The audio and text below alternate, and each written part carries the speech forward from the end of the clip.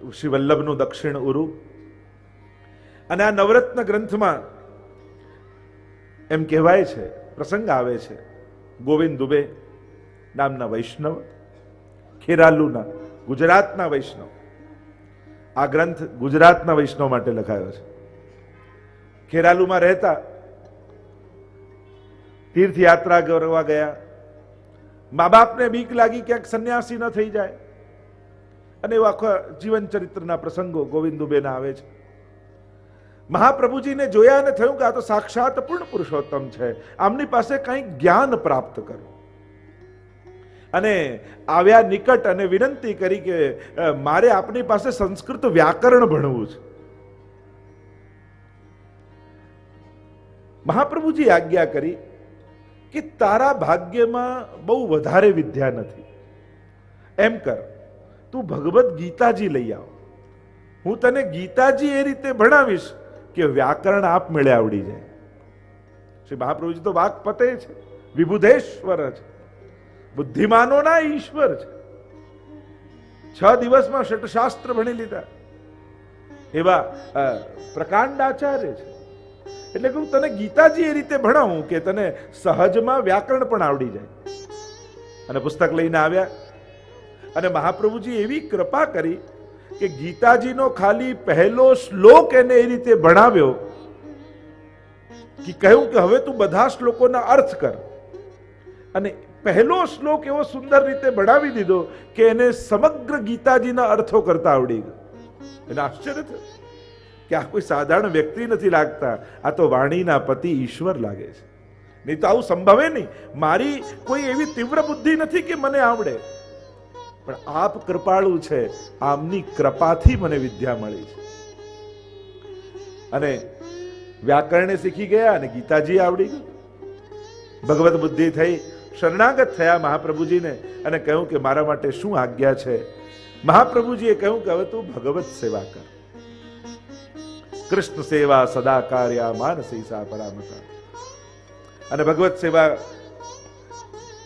આજ્ઞા કરી અને કહ્યું કે હા અમારે ત્યાં એક સ્વરૂપ બિરાજે છે. ત્યારે મહાપ્રભુજીએ કહ્યું કે તું ઘરે જઈ એમનું પંચામૃત કરાવી લેજે અને સેવા કરવા લાગજે. આ ક્રમથી મૂળમાં ગોવિંદ દુબે એ દ્વારિકા લીલાના જીવ છે અને ભગવત સેવા એ વ્રજ લીલાની છે. જો ઉદ્વેગ પણ કયા કયા પ્રકારથી ભગવદીઓને થાય છે. ઘણીવાર અધિકાર ભેદ હોય, ઘણીવાર લીલા ભેદ હોય, ઘણીવાર ભાવ ભેદ હોય. અને જેનો જેવો અધિકાર અને જેવો ભાવ એવી જ આસક્તિ એને પ્રગટે અને એમાં જ રુચિ આવે. એને બીજી રીતે તમે સમજાવવા જાઓ તો એ સંભવે નહીં. જેમ ઘણાને જુદી જુદી આસક્તિ હોય છે. ઘણાને બાલકૃષ્ણલાલમાં આસક્તિ હોય, ઘણાને ઠાડા સ્વરૂપમાં આસક્તિ હોય, ઘણાને શ્રીનાથજીના સ્વરૂપમાં આસક્તિ હોય, ઘણાને મહાપ્રભુજીના સ્વરૂપમાં આસક્તિ હોય કે ના હું તો પાદુકાજીની વસ્ત્રજીની સેવા કરું.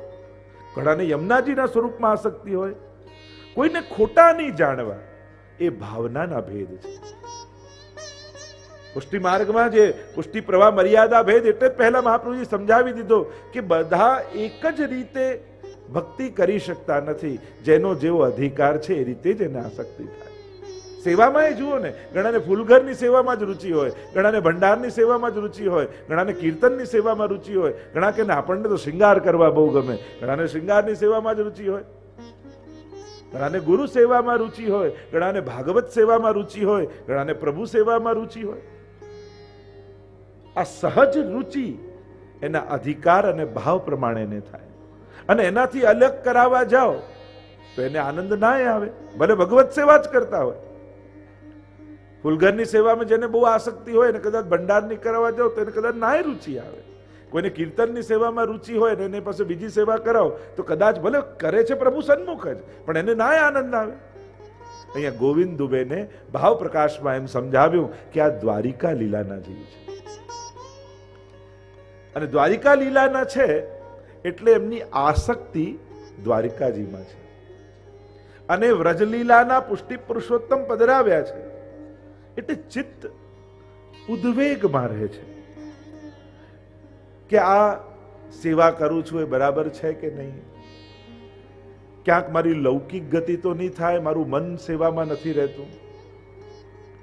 ઠાકોરજી બધું જ કરે છે, સાંભળ્યું છે, પણ હજી ઠાકોરજીના એ ભરોસો મારા જીવનમાં પેદા નથી થતો. એવા અનેક પ્રકારની અલૌકિક ચિંતાઓ ગોવિંદ દુબેને થઈ રહી છે. મહાપ્રભુજી અડેલ બિરાજ્યા છે, એક વૈષ્ણવ જવાના છે, તો એની સાથે પત્ર લખી અને મહાપ્રભુજીને મોકલાવ્યો. મહાપ્રભુજી પત્ર વાંચ્યો, મારું ચિત્ત સેવામાં રહેતું નથી, ઉદ્વેગિત અને વ્યગ્ર રહે છે, આપ કોઈ ઉપાય બતાવો. અને ત્યારે મહાપ્રભુજી અડેલમાં આ નવરત્ન નામનો ગ્રંથ રચી અને વૈષ્ણવ થકી મોકલાવ્યો ખેરાળુ ગોવિંદ દુબે પાસે. અને જ્યાં નવરત્નનો પાઠ ગોવિંદ દુબેએ કર્યો અને સમગ્ર ચિંતાઓમાંથી મુક્ત થઈ ગયા. અર્થ સહિત, એની ભાવના સહિત મહાપ્રભુજી શું આજ્ઞા કરે છે, કેવલ શબ્દાશ્રય નહીં કરવો, એનો ભાવાશ્રય પણ કરવો. આપણે પાઠ તો કરીએ છીએ, ઘણી વાર આપણને એમ થાય, કોઈ પણ લૌકિક ચિંતા થાય એટલે તુરંત આપણે એમ કરીએ કે નવરત્ન કરી. ખરેખર લૌકિક ચિંતાઓ માટે તો નથી. એટલે જ આપણા આચાર્યો એમ કહે કે લૌકિક ચિંતા માટે નવરત્ન કરવું એટલે મચ્છર મારવા માટે સ્ટેનગન વાપરવા બરાબર છે. કે લૌકિક ચિંતાઓ તો શરણાગતિથી જ દૂર થઈ જશે, પણ આ જે ચિંતાઓની વાત છે એ પરમ અલૌકિક ચિંતાઓની વાત છે. કારણ કે વૈષ્ણવની ચિંતાઓ પણ સાધારણ હોતી નથી. જો મહાપ્રભુજીએ ચિંતા કરી, પણ મહાપ્રભુની ચિંતા વ્યક્તિગત નથી, સમષ્ટિગત છે કે સમગ્ર દૈવી જીવોનો ઉદ્ધાર કેમ થાય. એમ જ અહીંયા જે ચિંતા છે એ પોતાના પ્રભુના સુખની વિચારની ચિંતા છે, સ્વ સેવામાં આનંદ આવે એની ચિંતા છે. અને એ વિચાર જ્યારે ગોવિંદ દુબેને આવ્યો, નાનું જ્યારે વાંચન અને પઠન કર્યું, ત્યારે આ નવરત્ન ગ્રંથની કૃપાથી, જો ઘણીવાર આચાર્ય કૃપા થાય, ઘણીવાર ગ્રંથ કૃપા પણ કરતું હોય છે. તમને કોઈ ગ્રંથમાં આસક્તિ થઈ જાય ને, તો એ એક ગ્રંથ જ તમને સર્વ અભિષ્ટ આપનારા સમર્થ બની જાય છે. ઘણીવાર કોઈને નામમાં આસક્તિ થઈ જાય, ઘણાને કોઈ સ્થાનમાં આસક્તિ થઈ જાય, ઘણાને કોઈ સાધનમાં આસક્તિ થઈ જાય, ઘણાને કોઈ વિશેષ સેવામાં આસક્તિ થઈ જાય, ઘણાને કોઈ એની વચનમાં આસક્તિ થઈ જાય, અને એમાં એટલી શ્રદ્ધા બેસી જાય કે એના માટે એ જ ઉદ્ધારક બની જાય.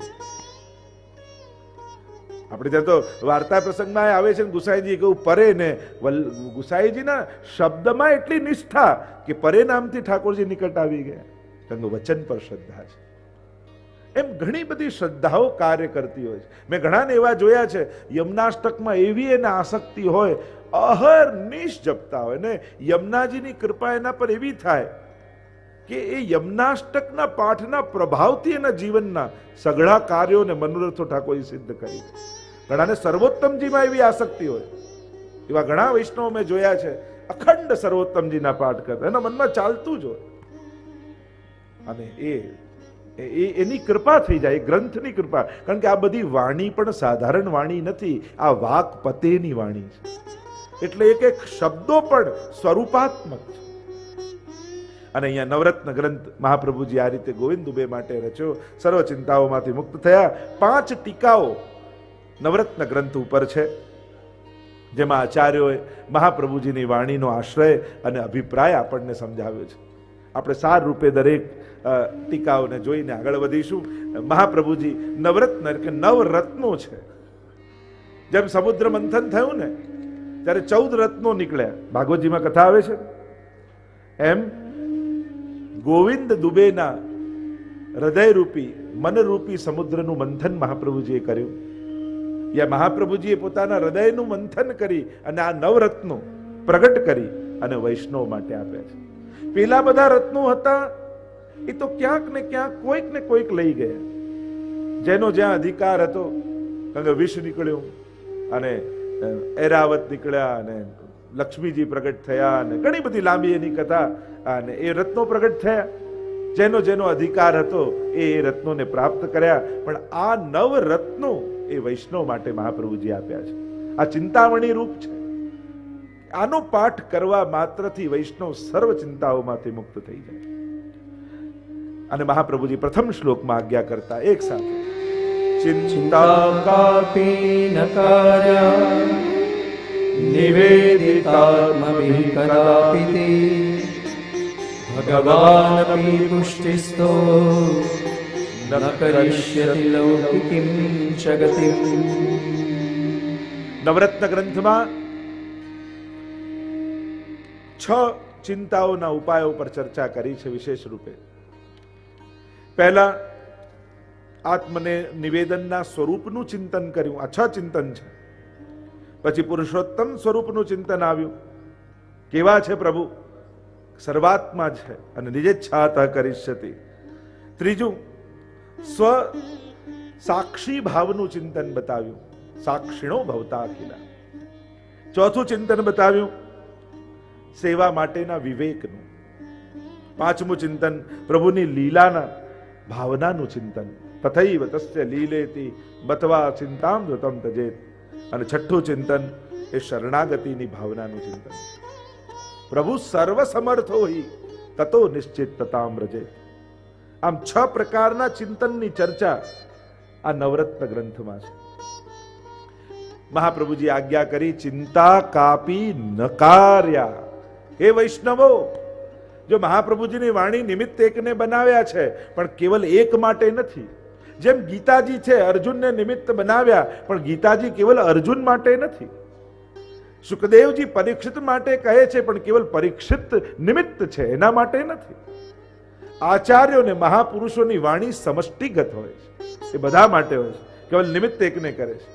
એ દરેક કાલમાં ઉપયોગી હોય છે. કેવલ 5000 વર્ષ પહેલા કહ્યું જેમ ગીતાજી કે ભાગવતજી, તો એમ નહીં માનું કે આ તો 5000 વર્ષ પહેલાનું છે. ભગવદ વાણીને કાલ બાધા કરતો નથી, એ દરેક કાલમાં સટીક હોય છે. અને એટલા માટે આજના જીવો માટે પણ આ નવરત્ન એટલું જ સટીક અને સદુપયોગી છે. મહાપ્રભુજી આજ્ઞા કરે, કારણ કે કલયુગનો જીવ એટલે ચિંતા વાળો જીવ. કોણ એવો જીવ હશે જેને ચિંતા નહીં હોય? એમ શાસ્ત્ર તો કહે છે કે જે મૂર્ખ છે ને સૌથી વધારે સુખી છે દુનિયામાં. એને કોઈ ચિંતા જ નથી, જેને કોઈની પડી જ ના હોય, જેને સમજ જ ના હોય, એ શાસ્ત્ર એવા વચનો છે કે એ સૌથી વધારે સુખી. જેને બધી સમજ છે, અને એમે જેટલો સમજદાર વ્યક્તિ એટલો વધારે ટેન્શનમાં.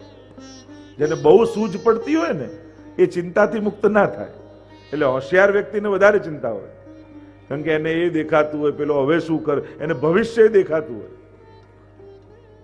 અને આપણે તો પાછા બધા એટલા હોશિયાર, મારા માટે એ શું વિચારતો હશે, હવે તું તારું વિચાર, એનું તું વિચારી લઈશ તો એ શું વિચારશે. આપણે તો એટલા બધા હોશિયાર, સામેવાળાના મનનું વિચારી લઈએ, આપણું તો વિચારીએ, પણ પેલો શું વિચારતો હશે એનો વિચાર આપણે કરી લીધો, એ તો એના માટે છોડ. ચલો, ચિંતા કરવાની તમને બધાને છૂટ, પણ એ ચિંતા કરો જેનાથી કઈ ફેર પડવાનો હોય. કઈ ફેર જ ન પડવાનો હોય, જેનો ખાલી ફેરમાં તો એટલો ફેર પડશે કે બીપી ડાયાબિટીસ વધી જશે. બીજો કોઈ ત્રીજો ફેર જ ના પડવાનો હોય તો પછી એ ચિંતા કરવાનો અર્થ શું? મેં પહેલા જ કહ્યું ને કે અક્ષરો ઘૂંટવાથી ઘાટા થાય છે, ભૂસાતા નથી. આ ચિંતાઓ દુઃખને ઘૂંટવાનો પ્રકાર છે. કોઈ વસ્તુનું વધારે ચિંતન કરો ને, અને એમ પણ દુઃખ કરતા દુઃખનો વિચાર વધારે ભયંકર હોય. આવું થશે તો, આમ થશે તો, આમ થશે તો. દુઃખ આવે ત્યારે તો આપણે લડી લઈએ, પણ દુઃખ આવશે એનો જે વિચાર હોય છે ને એ દુઃખ કરતા ખતરનાક હોય છે. મહાપ્રભુજી આજ્ઞા કરે, ચિંતા કાપી નકાર્યા. કેમ ચિંતા કેમ ન કર? નિવેદિતાત્મભિ કદાપિતિ ભગવાન અપી પુષ્ટિસ્થો ન કરિષ્યતિ લૌકિકીમ જગતિ. આ તો વૈષ્ણવની ચિંતા નહીં. અને વૈષ્ણવની ચિંતા શું છે કે પ્રભુ આ સંસારમાં રહું છું, અને સંસાર નથી ગમતો એવું પણ નથી. એવી કોઈ અવસ્થા નથી આવી ગઈ કે ક્યાંય રુચિ ન હોય, ક્યાંય આસક્તિ ન હોય, ક્યાંય મન લાગતું ન હોય. દરેક જગ્યાએ મન લાગે છે, એ દિક્કત છે. બધું જ ગમે છે, એ ભય છે. ચિંતા તો એની છે.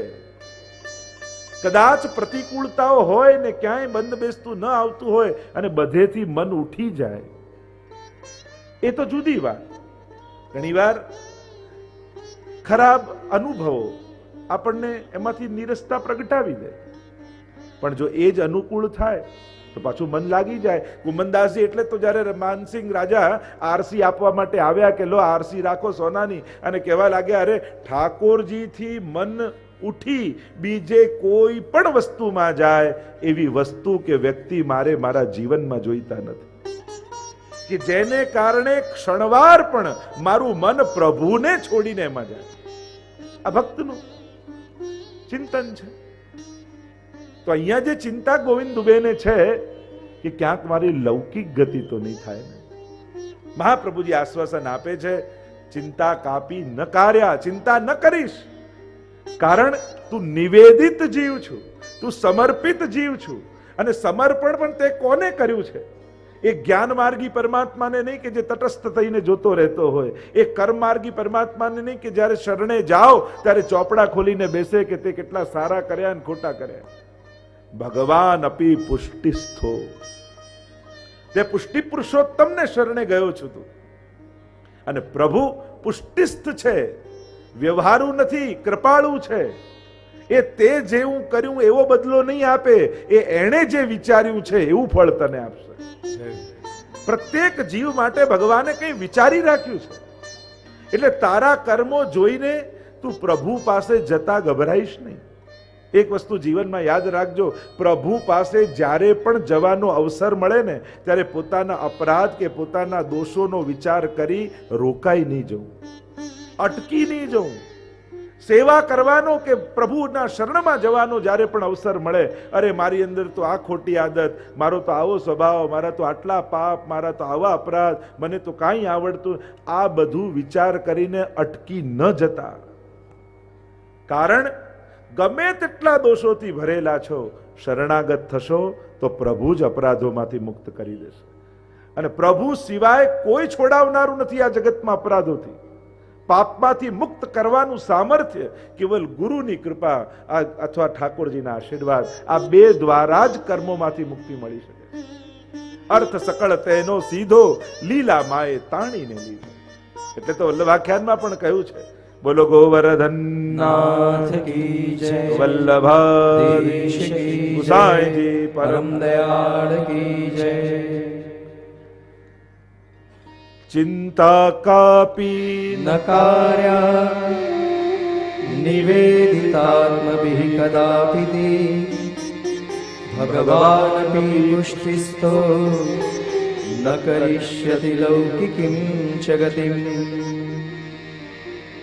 ચિંતા કાપી ન કાર્યા નિવેદિતાત્મભિઃ કદાપિ ભગવાન અપી પુષ્ટિસ્થો ન કરિષ્યતિ લૌકિકીં ચ ગતિમ. ઠાકોરજી ક્યારે પણ સમર્પિત જીવની લૌકિક ગતિ નહીં થવા દે. તમે ભલે લૌકિકમાં રહો છો, લૌકિક આસક્ત છો, પણ જો પ્રભુને શરણાગત થઈને ભગવત સેવા કરતા હશો ને તો તમારા જીવનની છેલ્લી ઘડીએ પણ ઠાકોરજી તમારી આસક્તિઓ લૌકિકની ખેંચી લેશે. લૌકિક સ્વીકાર્યું છે એટલે સંભાળવું પડે. નાવ પાણી માટે જ હોય, પાણી ઉપર જ ચાલે. બસ વિચાર એટલો કરવાનો કે પાણીમાં નાવ ભલે રહે પણ નાવમાં પાણી ન આવી જાય. એટલે જ આપણે ત્યાં તો એમ કહ્યું કે આપણા લૌકિક સ્વજનોને પણ વૈષ્ણવ બુદ્ધિથી જોવા.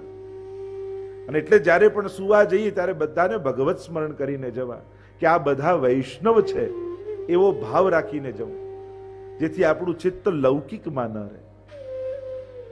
કારણ કે જ્યાં સુધી મન લૌકિક છે અને મન લૌકિક છે ને તો પ્રભુના કૃપાને અને પ્રભુના વ્યવહારને પણ આપણે લૌકિક રૂપે મૂલવી લઈએ છીએ. હું આટલી માળા કરું ને પ્રભુ મને આટલું આપે, આ લૌકિકતા છે. મેં આટલું કર્યું તોય ઠાકોરજી આમ ન કર્યું, આ લૌકિકતા છે. ઘણી બધી લૌકિકતા ગણાવી શકાય કે આપણે પ્રભુ સાથે કઈ રીતે લૌકિક વ્યવહાર કરીએ છીએ. બસ ચિંતાનો ઉપાય મહાપ્રભુજી બતાવે છે કે ચિંતા જો રોગ છે તો એની ઔષધિ શું છે તો કે ચિંતન. ભગવદ શરણાગતિનું ચિંતન એ જ એની ઔષધિ છે. એટલે તો આપણા ભગવદીઓ કહે ને કે ચિત્ત તું સિદ્ધને ચિંતા ધરે, કૃષ્ણને કરવું હોય તે કરે. પ્રભુ સદા એમ ઈચ્છે છે કે મારા પ્રત્યે ભક્ત નિશ્ચિંત ન થાય. ચિંતા જ કરવી છે તો પ્રભુની કરો. જો અમુક ચિંતાઓ પણ ભાગ્યશાળીને થાય. કોઈ એમ કે જોજો ને 5-5 ગાડી પડી છે કે ડ્રાઈવર નથી આવ્યા, આ બધા રૂમના એસી લાઈટ જતી રહી કે એસી નથી ચાલતો, બધા જ ઘરેણા લગ્ન માટે લાઈને રાખ્યા હતા, બધા ઘરે પડ્યા છે, હજી બેંકમાં મૂકવા જવાનો ટાઈમ. હવે આવી ચિંતા કોને થાય? જેને ત્યાં બધું હોય. જેને કઈ ના હોય ના ચિંતા થાય. અમુક ચિંતા હોય નસીબવાળાના ભાગ્ય એનામાં હોય છે. એમ તમને થાય ને ઓ સવારે ઉઠવું પડશે, મનોરથ છે, સામગ્રી કરવી પડશે, શિંગાર ધરવા પડશે, આ બધી તૈયારીઓ કરવાની છે.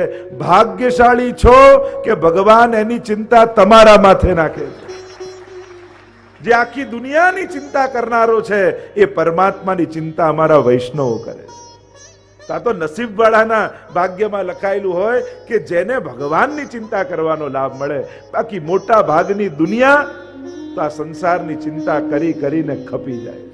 ઘણાને મેં જોયા મોટી ઉંમરે પણ, છેલ્લી ઉંમરે પણ હવે પૌત્રાનું શું થશે ને એના લગ્ન થશે કે નહીં, કે એને બાળક થયું કે નહીં, એ સેટ થયો કે નહીં. તમારું કર્તવ્ય તમે નિભાવ્યું, હવે આગળવાળાની ફરજો છે કરે. લોકો એમ માનતા હોય કે બસ મોટા થઈ એટલે નિશ્ચિંત થવાય. નાના ચિંતાઓ વધે જ છે, કઈ ઘટતી નથી. પણ ક્યાં સુધી ચિંતા કરવી એનો વિચાર કરો. બને તો એટલી તો કોશિશ કરો કે દુકાનની ચિંતા ઘરે નહીં લાવ ને ઘરની ચિંતા દુકાને નહીં લઈ જાઓ. બસ આટલું તો નક્કી કરો. ક્રોધ માટે પણ એ જ નક્કી રાખવું. ક્રોધ જેના પર આવ્યો હોય નક્કી કરો કે એનો ક્રોધ બીજા ઉપર નહીં કાઢો. જે રૂમમાં ગુસ્સો આવ્યો હોય એ ગુસ્સાને બીજા રૂમમાં નહીં લઈ જાઓ. અને ગુસ્સો જે દિવસે આવ્યો હોય એની તારીખનું, કેલેન્ડરની તારીખ બદલાય પછી બીજી તારીખમાં ટ્રાન્સફર નહીં કરો.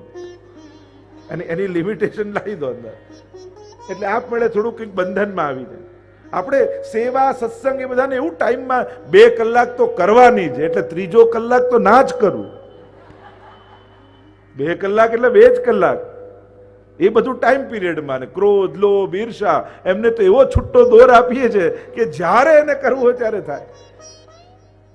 તો સારી વૃત્તિઓ બધી જ ટાઈમમાં બાંધી રાખીએ, ખરાબ વૃત્તિઓ 24 કલાકમાં. આ તો અન્યાય કહેવાય.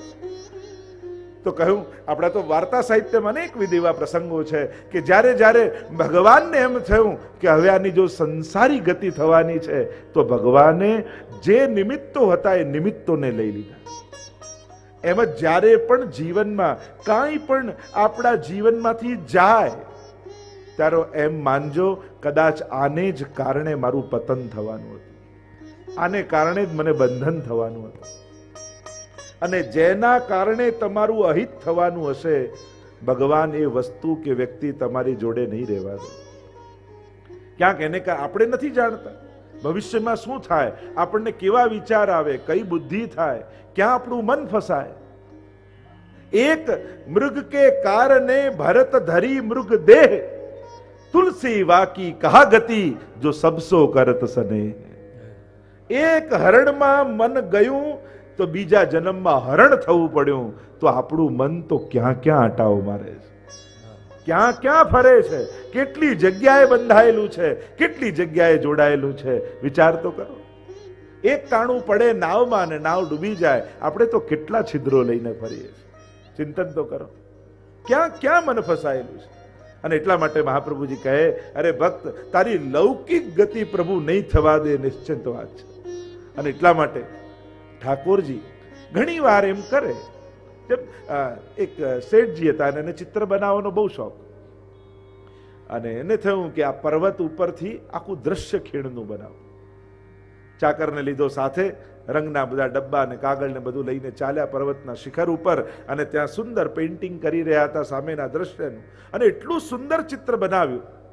અને પર્વતના શિખર ઉપર છે અને પોતાના બનાવેલા ચિત્રને જોવા લાગ્યા. થોડા પાછળ જતા જતા કેવું સુંદર છે, આ એંગલે કેમ લાગે, આમ એમ થોડું પાછળ એક સ્ટેપ પાછળ જતા જાય, જોતા જાય. અને હવે એમને ભાન ન રહ્યું ને ચિત્રમાં એવા ખોવાઈ ગયા કે બસ 2 ડગલા રહી ગયું ને ખીણમાં પડે.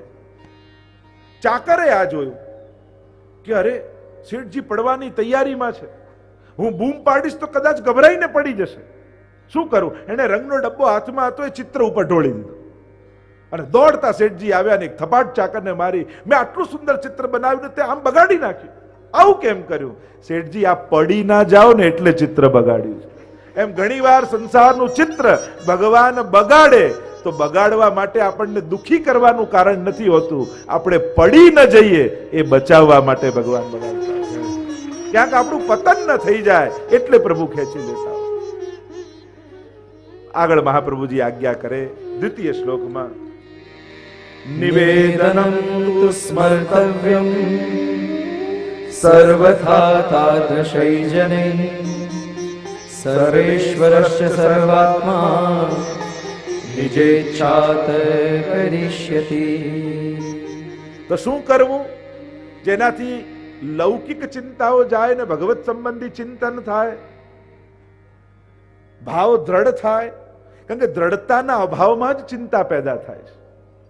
પ્રત્યેક ચિંતા ભગવાનના અવિશ્વાસનું દ્યોતક છે કે મારા માથે કોઈ નથી, મારું કરનારું કોઈ નથી, કોણ કરશે? આ અવિશ્વાસ જ.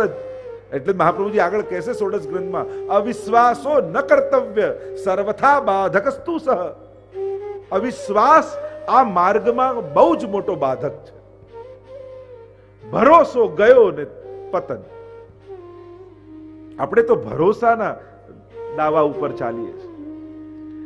નિવેદનમ તુ સ્મર્તવ્યમ સર્વથા તાદૃશૈ જનૈ. તો વૈષ્ણવે શું કરવું?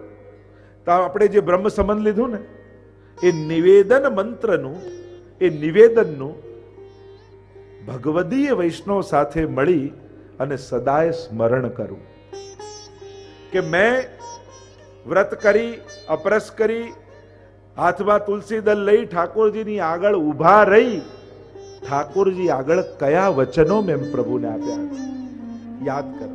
જ્યારે પણ જીવનમાં સંકટ આવે તો શરણાગતિને યાદ કરવી. કુંતાજી પણ એમની સ્તુતિમાં જ્યારે સંકટ, કેટલા સંકટો આવ્યા, ઉત્તરા તમે જુઓ, સંકટ આવ્યો, કોઈ લૌકિક પાસે ન ગઈ. પાહી પાહી મહાયોગિન દેવ દેવ જગતપતે નાન્યમ ત્વદ ભયમ પશ્યે યત્ર મૃત્યુ પરસ્પર. સંકટ આવે ત્યારે શરણાગતિને યાદ કરવી કે મારા માથે કોણ છે, હું કોના શરણમાં છું. અને શરણાગતિનું સ્મરણ કરશો તો ઠાકોરજી સર્વ સંકટોમાંથી દુઃખ દૂર કરશે. એટલે આપણે ત્યાં કહીએ છીએ ને, સુખાવસાને ઇદમેવ સારમ દુઃખાવસાને ઇદમેવ જ્ઞેયમ દેહાવસાને ઇદમેવ જાપ્યમ ગોવિંદ દામોદર માધવેતિ. નિવેદનમ તુ સ્મર્તવ્યમ સર્વથા તાદૃશી જની. ભગવદીય જનો સાથે નિવેદનનું સ્મરણ કરવું. ભગવદી જન કોને કહેવાય? જેના સંગથી તમારો ભરોસો મજબૂત થાય એ ભગવદી છે. અને જેના સંગથી ભગવાનના સામર્થ્યમાં શંકા પેદા થાય એ દુસ્સંગ છે. ભલે ને ગળામાં કંઠી માથે તિલક હોય, જે અવિશ્વાસ જગાવે એને દુસ્સંગી જાણવું. ભલે ગમે તેટલો વિદ્વાન ને ગમે તેટલા શાસ્ત્રો એને મોડે હોય, પણ જેના સંગથી ભગવાનમાં ભરોસો ઉઠવા લાગે તો માનજો મને દુસ્સંગ થઈ રહ્યો છે. જેના સંગથી પ્રગટ સ્વરૂપોમાં અશ્રદ્ધા જાગે એને દુસ્સંગ જાણવું. ઘણી વાર એમ વિદ્વાન હોય પણ એની તકલીફ શું હોય કે હવે બધું ખતમ થઈ ગયું છે, હવે બધું બગડી ગયું છે, જે હતું સારું એ પહેલા હતું.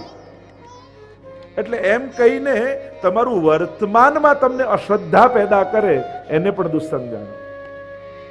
રાવણને તકલીફ શું હતી? ભગવાન પર ભરોસો હતો પણ આ રામ ભગવાન નથી, બસ એ એને શંકા હતી એટલે એનું પતન થયું. પ્રગટ સ્વરૂપમાં અશ્રદ્ધા હતી એટલા માટે એનું પતન થયું. બાકી એ નાસ્તિક નહોતો, ભગવાનમાં માનતો હતો, પણ પ્રગટ જે રામ સામે છે આ ભગવાન છે, બસ એ ભરોસો ના હોય. એમ ઘણા એવા હોય, જાણકાર હોય, વિદ્વાન હોય, બધું હોય, પણ પ્રગટ સ્વરૂપમાં આપણને અશ્રદ્ધા કરાવી દે. હવે ક્યાં ઠાકોરજી બોલવાના ને હવે ક્યાં માંગવાના, આ મિશ્રી ધરવાથી શું થાય ને પાઠ કરવાથી શું થાય, એમ આપણે જે કરતા હોઈએ ને એમાં શંકા જગાવી દે. એટલે જે કરતા હોય એ છોડાવી દો. હવે ક્યાં આવું રહ્યું છે ને હવે કોણ એવા રહ્યા છે ને હવે ક્યાં સારા વૈષ્ણવ? જો સારા વ્યક્તિઓને ન ગોતો, વ્યક્તિઓમાં સારાઈને ગોતો. આપણે શું સારા વ્યક્તિઓ ગોતવામાં સંગથી જ દૂર રહી જઈએ છીએ.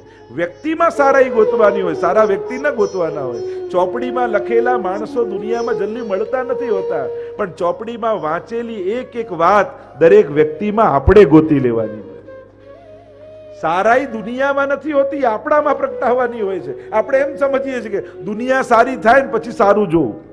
ના, આપણે સારા થઈ અને દુનિયામાં સારાઈ ગોતવાની હોય છે. આ જ રસ્તો છે દુનિયાનો. સદગુણો શોધવાનો આ જ રસ્તો છે. ગુણ પોતાનામાં પ્રગટાવવા તો ગુણ દેખાશે. ગુણ જ ગુણને જુએ અને દોષ દોષને જુએ.